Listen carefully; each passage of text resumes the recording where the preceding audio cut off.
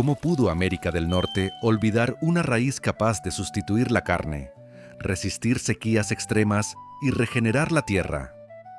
Mucho antes del maíz y la zanahoria, esta planta silenciosa sostuvo civilizaciones enteras y salvó a colonos del hambre. Luego, fue borrada de los campos y de la memoria. Hoy descubrirás la historia del maní americano, la raíz que nunca murió. ¿Y por qué podría ser clave para el futuro? La raíz olvidada de América del Norte. Mucho antes de que la zanahoria dominara los platos cotidianos, existía una raíz que alimentaba comunidades completas. Crecía libre, sin riego, sin cercas y sin sembrarse en hileras. Era más densa que la papa, más rica en vitaminas que muchas hortalizas modernas y contenía suficiente proteína como para sustituir la carne. Su nombre era Apios americana, conocida hoy como el maní americano o groundnut americano, aunque no guarda ninguna relación con el maní común. Para el año 1908, esta raíz había desaparecido de las granjas estadounidenses. No fue derrotada por una plaga ni por el clima, sino por cultivos importados que se adaptaban mejor a máquinas, mercados y almacenamiento. Así, una de las plantas más poderosas del continente quedó fuera de los campos y de la memoria. El primer registro escrito y el asombro europeo. En el año 1605, el explorador francés Samuel de Champlain llegó a la costa de lo que hoy es Maine. Allí se encontró con el pueblo Wampanoag, quienes le ofrecieron un cuenco de tubérculos marrones asados. Eran suaves como castañas y dulces como avellanas. Champlain probó uno y escribió en su diario que era una raíz mejor que cualquier papa. Esa frase aún se conserva y representa el primer registro escrito de un alimento que ayudó a comunidades enteras a sobrevivir inviernos brutales. Para las familias indígenas, esta planta significaba libertad. Crecía en largas enredaderas que trepaban por los árboles a la orilla de los ríos y formaban cadenas de tubérculos bajo tierra. Cada uno podía volver a brotar la temporada siguiente. No hacía falta arar ni usar herramientas de metal. La tierra y el agua hacían el trabajo. El conocimiento femenino y la relación con la tierra. Las mujeres lideraban la cosecha. Utilizaban palos afilados para aflojar la tierra y extraer las raíces con cuidado. Llenaban cestas con tubérculos que podían conservarse durante meses sin estropearse. No se trataba de agricultura en el sentido moderno, sino de una relación profunda con el entorno. Dejaban suficientes raíces bajo tierra para que el cultivo regresara más fuerte al año siguiente. Por eso, los ancianos llamaban a esta planta la raíz que nunca muere. No pertenecía a una sola estación ni a una sola generación. Se transmitía como conocimiento y como práctica viva, de madres a hijas. La expansión entre colonos y el inicio del olvido. Hacia el año 1700, los colonos europeos comenzaron a copiar estas prácticas. Llamaron a la planta papa india y la cultivaron desde Canadá hasta Georgia. Se vendía en pequeños mercados locales y era parte habitual de la dieta. Sin embargo, el equilibrio duró poco. Con el avance de la agricultura comercial, cultivos como el trigo y la zanahoria se impusieron porque se adaptaban mejor a la mecanización y al comercio a gran escala. El maní americano, que crecía de forma desordenada y subterránea, no encajaba en ese nuevo sistema. Poco a poco, fue desplazado, luego ignorado y finalmente olvidado. Para el cambio de siglo, alrededor del año 1900, había sido borrado de los campos, de los libros agrícolas y de la memoria popular. Sin embargo, las raíces nunca dejaron de existir del todo. Permanecieron ocultas en parches silvestres a lo largo de los ríos, esperando bajo tierra. Ríos, ciclos y supervivencia ancestral. Antes de que existieran arados y cercas, La alimentación seguía el ritmo del agua. El maní americano crecía en las orillas de arroyos y llanuras de inundación, donde el suelo húmedo se renovaba tras cada lluvia. Durante miles de años, pueblos como los Wampanoag, Abenaki y Cherokee observaron cómo se comportaba la planta y aprendieron a convivir con ella. Los tubérculos crecían en racimos alargados, unidos como cuentas de un collar. Al extraer uno, los demás seguían. Una sola cosecha podía alimentar a una familia durante varios días. No requería fertilizantes ni riego artificial, porque los ríos hacían ese trabajo de forma natural. Pruebas arqueológicas y memoria oral. Arqueólogos han encontrado rastros de almidón de esta raíz en regiones como Illinois y Ohio, con una antigüedad de aproximadamente 3.800 años. Esto es anterior incluso a los primeros campos de maíz. La evidencia sugiere que esta planta permitió a los humanos asentarse en el interior del continente mucho antes de que la agricultura intensiva se expandiera. Las mujeres protegían cuidadosamente estos parches. Sabían cómo cosechar sin destruir la planta y transmitían ese saber como un legado. Para ellas, la comida no era una mercancía, sino un vínculo. Un relato oral cherokee cuenta que una mujer prometió a su pueblo que mientras los ríos siguieran corriendo, siempre habría alimento bajo la tierra. El alimento que sostuvo civilizaciones enteras. Mucho antes de que el maíz definiera la dieta del continente, esta raíz ya garantizaba estabilidad. En la región de los Grandes Lagos, los inviernos eran implacables. La caza fallaba, la nieve cubría la tierra y los ríos se congelaban. Aún así, las familias cavaban en el suelo endurecido y extraían lo que llamaban frijoles de invierno. Cada raíz contenía una proteína completa, algo extremadamente raro en plantas. Esa característica la diferenciaba de cualquier otro cultivo. Mientras el maíz exigía sol y meses de cuidado, esta planta prosperaba a la sombra, bajo los árboles, extendiéndose mediante raíces en lugar de semillas. Algunos parches sobrevivieron durante generaciones enteras. Confederaciones y tribus, como los Ojibwa y los pueblos mississippianos, dependían de esta raíz para superar largos periodos de escasez. Exploradores franceses del siglo XVII la llamaron el frijol de la tierra y notaron que las aldeas que la cultivaban tenían hogares permanentes y sistemas de intercambio. La estabilidad alimentaria permitía el asentamiento, y el asentamiento daba origen a civilizaciones. Historiadores actuales consideran que esta raíz silenciosa fue una constructora de imperios discretos, sosteniendo pueblos enteros mucho antes de que la agricultura dominante tomara su lugar. El asombro de los exploradores y la ironía histórica. Cuando los exploradores franceses llegaron en el siglo XVII, quedaron sorprendidos por la organización de las aldeas que dependían de esta raíz. Notaron casas largas, sistemas de intercambio y comunidades estables. Para ellos, el sabor recordaba a una mezcla entre castaña y papa. Pero lo que más les llamó la atención fue la permanencia. Esa misma raíz alimentó a los Wampanoag que, años después, ayudaron a los colonos ingleses a sobrevivir su primer invierno en Plymouth, en el año 1621. Los colonos sobrevivieron gracias a un alimento que con el tiempo borrarían de sus propios campos. La ironía es profunda y dolorosa. El redescubrimiento científico y los datos que cambiaron todo. Siglos después, la ciencia moderna volvió a mirar esta planta casi por accidente. Investigadores esperaban encontrar un tubérculo silvestre simple. Lo que hallaron fue un gigante nutricional.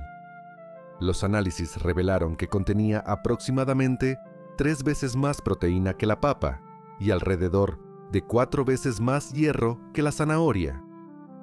Además, poseía almidón resistente, capaz de reducir picos de azúcar en la sangre y compuestos naturales que apoyan la salud del sistema inmune. Un investigador bromeó diciendo que era una verdura que creía ser carne. Esa frase resumía la sorpresa general: una planta que alimenta y repara la tierra. El hallazgo más inesperado no fue solo nutricional. El maní americano mejora el suelo, captura nitrógeno del aire y lo deposita en la tierra, dejándola más fértil tras cada cosecha. Agricultores del siglo XIX ya habían notado que la tierra crecía mejor cerca de estos parches, aunque no entendían el motivo. Agrónomos modernos llevaron la investigación más lejos. Simularon sequías severas y reducciones extremas de agua. La planta no solo sobrevivió, sino que prosperó incluso, con recortes cercanos a 4/5 partes del riego habitual. Esa resistencia atrajo la atención de instituciones que estudian cultivos de bajo insumo y alto rendimiento. Un cultivo ideal para condiciones extremas. El sistema de raíces profundas permitía acceder a reservas de humedad que otros cultivos no alcanzan. Mientras el maíz y la soya se marchitaban, esta raíz seguía firme. Esa capacidad la volvió atractiva incluso para estudios sobre agricultura en ambientes cerrados, donde cada gota de agua es valiosa. La pregunta era inevitable: ¿cómo pudo América del Norte descartar un alimento tan completo, resistente y regenerativo? Parte de la respuesta estaba en la lógica del mercado, pero otra parte, más incómoda, estaba ligada al borrado cultural. El siglo de la tierra y las políticas que cambiaron todo. Durante el siglo XIX, casi todo giraba en torno a la tierra. Los colonos europeos trajeron cultivos que se adaptaban mejor a la agricultura industrial. Papas, trigo y cebada ofrecían rendimientos predecibles y podían plantarse en hileras rectas. El maní americano crecía enredado, subterráneo y difícil de estandarizar. Los comerciantes buscaban uniformidad. Querían productos que viajaran bien, que cupieran en cajas iguales y que pudieran venderse por volumen. Esta raíz no obedecía esas reglas. La expulsión de los pueblos y la destrucción de los parches. Las políticas gubernamentales aceleraron la desaparición. La Ley de Remoción Indígena de 1830 obligó a comunidades enteras a abandonar los valles fluviales donde esta planta crecía mejor. Esos jardines no solo quedaron atrás, muchos fueron destruidos deliberadamente.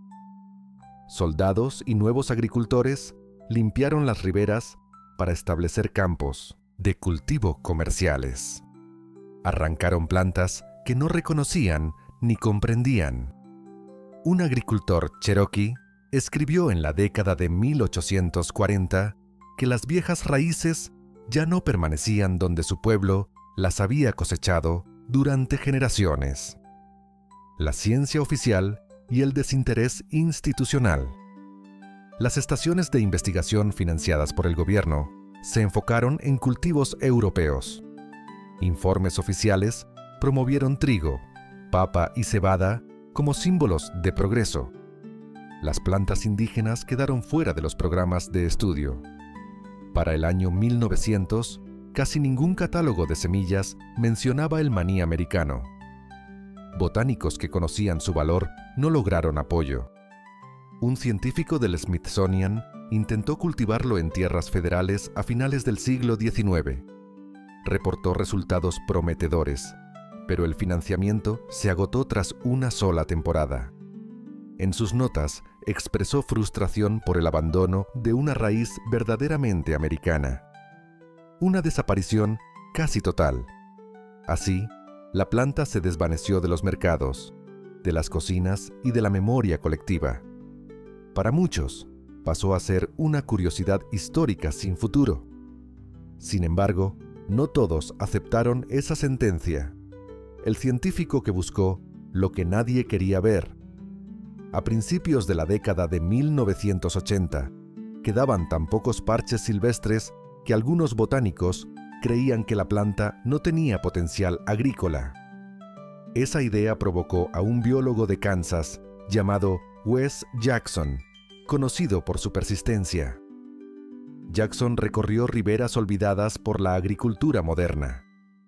Creía que las últimas cepas fuertes sobrevivían donde los arados nunca llegaron. En el año 1984, las encontró a lo largo del río Smoky Hill. Enredaderas gruesas, tubérculos agrietados, marcados por décadas de resistencia. La prueba definitiva en campo abierto. Jackson llevó algunos ejemplares a sus parcelas de investigación. No utilizó fertilizantes ni riego artificial, solo tierra abierta y paciencia. Cuando llegó la cosecha, los resultados lo dejaron atónito. Los rendimientos alcanzaron cifras cercanas a 6,000 libras por acre, en condiciones que habrían arruinado al maíz. Repitió la prueba al año siguiente con resultados similares. La planta no se agotaba. Se adaptaba. Cada temporada parecía fortalecerse. El rechazo inicial y la persistencia. Muchos agricultores desestimaron sus informes. Decían que nadie compraría una raíz que crece en cadenas irregulares. Jackson continuó. Comparó valores nutricionales y entendió que estaba frente a un cultivo con proteína completa superior a cualquier otro en la región. Entonces tomó una decisión clave. En lugar de aislar la planta en laboratorios privados, buscó a guardianes de semillas indígenas. Compartieron técnicas, historias y métodos de cosecha. Esa colaboración dio origen al primer programa moderno de recuperación del maní americano, basado tanto en ciencia como en memoria viva. La llegada inesperada a las cocinas de alta cocina. Mientras científicos y agricultores debatían su valor, el siguiente giro vino desde un lugar inesperado. Los chefs. Cuando algunos cocineros probaron por primera vez el maní americano asado, su reacción fue inmediata. Antes incluso de conocer su historia, supieron que estaban frente a algo especial. El sabor era profundo, naturalmente dulce, con una textura cremosa que no necesitaba mantequilla ni azúcar añadida.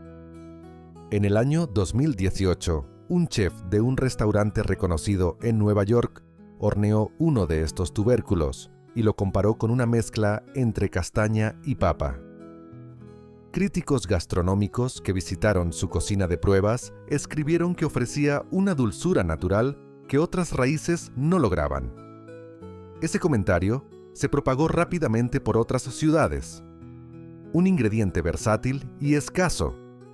En Chicago y otras zonas urbanas, más chefs comenzaron a experimentar. Lo trituraron, lo frieron, lo incorporaron en sopas y guisos. El resultado siempre era el mismo: sabor intenso, textura sedosa y una riqueza que se sostenía incluso sin condimentos. Un cocinero comentó que podía servirlo de 8 formas distintas, y cada una parecía un platillo nuevo. Sin embargo, apareció un obstáculo inmediato. La oferta era mínima. Algunos chefs debían conducir varias horas para conseguir apenas unas pocas libras. Un productor en Vermont explicó que toda su cosecha anual cabía en 2 cajas. La demanda creció más rápido que la capacidad de producción, lo que mantuvo al maní americano como un ingrediente exclusivo de restaurantes y fuera de los supermercados. Las preguntas incómodas sobre semillas y control. Con el aumento del interés, surgieron dudas profundas. ¿Quién controlaba las semillas? ¿Por qué un cultivo tan prometedor carecía de una vía comercial clara? ¿Cómo era posible que una raíz con miles de años de historia estuviera tan cerca de desaparecer? Para el año 2021, existían menos de media docena de variedades nativas documentadas en bóvedas comunitarias de semillas. Varias de ellas estaban envueltas en disputas. Ese número tan reducido encendió alarmas entre agricultores, investigadores y líderes tribales. Tensiones entre ciencia, tradición y propiedad. Todo comenzó con advertencias discretas. Agricultores indígenas señalaron que algunos botánicos universitarios recolectaban tubérculos silvestres sin consultar a las comunidades que habían cuidado esas plantas durante generaciones. En Maine, se informó que una empresa biotecnológica solicitó acceso a parches silvestres con el argumento de estudiar resistencia a la sequía. El problema real surgió en los bancos de semillas. Algunas instituciones almacenaban variedades indígenas, pero solo las liberaban para uso académico. Para muchos agricultores nativos, eso equivalía a perder el control sobre su propio legado. El acceso restringido impedía que las comunidades recuperaran y cultivaran plantas que siempre habían sido suyas. El conflicto legal que sacó la historia a la luz. La tensión acumulada estalló públicamente en el año 2021, cuando un colectivo cherokee solicitó protección legal para sus variedades ancestrales bajo leyes de patrimonio cultural. Argumentaron que el maní americano no era solo un cultivo, sino un portador de memoria familiar y conocimiento transmitido durante siglos. La petición sorprendió a muchos sectores agrícolas que consideraban la planta irrelevante. Periodistas comenzaron a investigar y descubrieron correos electrónicos donde equipos de investigación discutían posibles patentes comerciales antes de consultar a los consejos tribales. Ese detalle intensificó el debate sobre propiedad, ética y derecho histórico. El choque con la crisis climática. Mientras se discutía quién podía reclamar la raíz, el clima avanzaba sin esperar permisos. Para el año 2020, menos de una fracción minúscula de la tierra agrícola estadounidense cultivaba maní americano, a pesar de pruebas que demostraban que sobrevivía a sequías que destruían el maíz en menos de un mes. En Kansas, a principios del siglo XXI, una ola de calor arrasó campos de soya en varios condados. Sin embargo, un pequeño parche experimental de apios permaneció verde durante más de 40 días sin lluvia. Ese contraste obligó a investigadores a prestar atención. Un cultivo alineado con el futuro agrícola. Los científicos del clima observaron que las raíces del maní americano penetran mucho más profundo que las de la papa o la zanahoria. Acceden a bolsas de humedad inaccesibles para otros cultivos. Además, al enriquecer el suelo con nitrógeno, reducen la necesidad de fertilizantes químicos. Estas características lo convierten en un cultivo ideal para un mundo con temperaturas extremas y suelos agotados. Aún así, la agricultura industrial no reaccionó. Los subsidios al maíz continuaron, los contratos de trigo permanecieron intactos y ninguna gran empresa de semillas quiso invertir en una planta de crecimiento lento y forma irregular. La resistencia silenciosa de los pequeños productores. A pesar de la falta de apoyo institucional, pequeños agricultores siguieron adelante. En el año 2019, una granja experimental en New Hampshire registró rendimientos cercanos a 5.800 libras por acre sin riego. Ese mismo año, un estudio canadiense concluyó que el maní americano podía prosperar en regiones donde la papa fracasaba por heladas tempranas. La pregunta se hacía cada vez más evidente. Si esta raíz resiste calor, frío, sequía y suelos pobres, ¿por qué no ocupa un lugar central en la agricultura moderna? La respuesta no estaba en la biología, sino en la historia. El regreso desde la memoria y no desde los laboratorios. Para el año 2010, investigadores contaron menos de 40 parches silvestres en todo el noreste. La desaparición estuvo a punto de ser total. Sin embargo, el regreso no comenzó en universidades ni conferencias. comenzó con personas que se negaron a dejar morir una historia. Agricultores indígenas en Oklahoma y Maine buscaron semillas guardadas en cajas de cedro, relatos familiares y antiguas rutas de intercambio. Algunas semillas habían permanecido almacenadas durante más de 120 años. El objetivo inicial no era producir en masa, sino recuperar lo perdido: educación, cultura y nuevas generaciones. Los chefs ayudaron a visibilizar el valor culinario, pero la recuperación fue más amplia. Escuelas en Nueva Escocia comenzaron a plantar maní americano en huertos históricos. Los estudiantes observaron cómo los tubérculos crecen en cadenas subterráneas, midieron cambios en el suelo y notaron el aumento natural de nitrógeno tras cada temporada. Así, la planta volvió a enseñar, no solo como alimento, sino como lección viva de ecología, historia y respeto por el conocimiento ancestral. Una semilla que vuelve a la tierra. Más tribus abrieron intercambios de semillas. Más agricultores destinaron pequeñas parcelas a pruebas. Más investigadores publicaron perfiles nutricionales actualizados que comparaban al maní americano con zanahorias, papas y legumbres modernas. Todo convergió en un gesto simbólico. En el año 2023, durante una ceremonia de siembra cultural, una sola semilla cayó en la tierra oscura.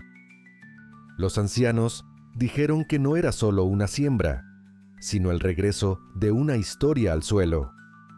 Una raíz que fue enterrada por la historia, pero que alguien, en algún lugar, volvió a plantar.